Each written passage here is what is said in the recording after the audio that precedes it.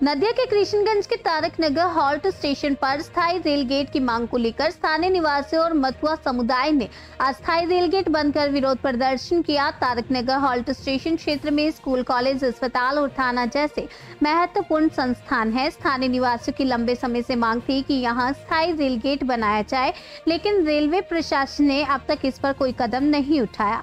इस कारण यहाँ बार बार दुर्घटनाएं होती थी। दुर्घटनाओं से बचने के लिए ग्रामीणों ने खुद से बांस अस्थायी रेल गेट बनाया था, जो लंबे समय से चल रहा था। लेकिन आज जब रेलवे अधिकारियों ने इस रास्ते को बंद करने की कोशिश की तो स्थानीय निवासियों ने इनका विरोध किया। ग्रामीणों का कहना है कि यदि यह रास्ता बंद हो गया तो उन्हें स्कूल, कॉलेज और अस्पताल जैसी जगहों पर पहुंचने के लिए 10 किलोमीटर का लंबा चक्कर लगाना पड़ेगा, जो असंभव है। उनकी मांग है कि रेलवे यहां अस्थायी रेल गेट बनाए, लेकिन तब तक वे इस रास्ते को बंद नहीं होने देंगे। हम अपनी जान दे देंगे, लेकिन रेल गेट बंद होने नहीं देंगे। ये नारा लगाकर ग्रामीणों ने अपना विरोध दर्ज किया। আপনাদের আন্দোলনটা করার কারণটা কি? আমাদের আন্দোলনটা করার কারণ এইখানে একটা স্থায়ী রেলগেট নেই, তথাপি হচ্ছে রেল কর্তৃপক্ষ এসে এই রেলগেটটা বন্ধ করে দিতে চাইছে।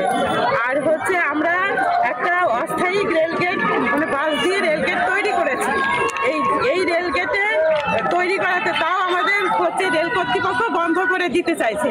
কিন্তু এই রেলগেটটা যদি বন্ধ হয়ে যায় আমাদের হচ্ছে জনজীবনের যাতায়াতের পক্ষে ভীষণ অসুবিধা। তার কারণ এইখানে স্কুল, কলেজ সবকিছু এই রেলগেটের মধ্যে দিয়ে আমাদের যেতে হয়। আর হচ্ছে তাছাড়া হাসপাতালও আছে, হাসপাতালের মানে সমস্ত কিছু এই রাস্তা দিক থেকে আমাদের খুবই ভীষণ। আপনাদের দাবিটা কি? আমাদের দাবি হচ্ছে এই রেলগেটটা যাতে বন্ধ করে নিয়ে না হয় আর স্থায়ী রেলগেটে যাতে রূপায়িত করে। আপনার নাম? আমার নাম মঞ্জু সরকার। আপনি কি পদে আছেন? আমি পঞ্চায়েত সমিতির। বলছি আপনাদের দাবিটা কি? আমাদের দাবি হচ্ছে যে এই এলাকার একেবারে আমাদের টোটাল এলাকাটা দুটো ব্লক নিয়ে আমাদের এই তারকনগর গ্রাম, সেখানটায় এখানে এত স্কুল, কলেজ, আমাদের হসপিটাল থেকে আরম্ভ করে থানা সব কিছু রয়েছে।